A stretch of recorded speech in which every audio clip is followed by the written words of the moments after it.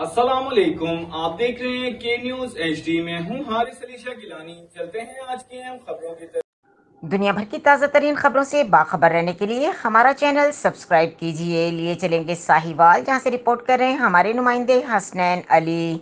साहिवाल 6 मुहर्रमुल हराम शहादत शहजादा अली असगर झूला की बरामदगी बानी मजलिस जमील अख्तर गुलाम हैदर भल्ला बरामद करवाया गया, जिसके सिलसिले में जुलूस का इनेकाद किया गया। जुलूस अपने मुकर्ररा रास्तों से होता हुआ इमाम बारगाह शाह नजफ में अख्तिताम पजीर हुआ।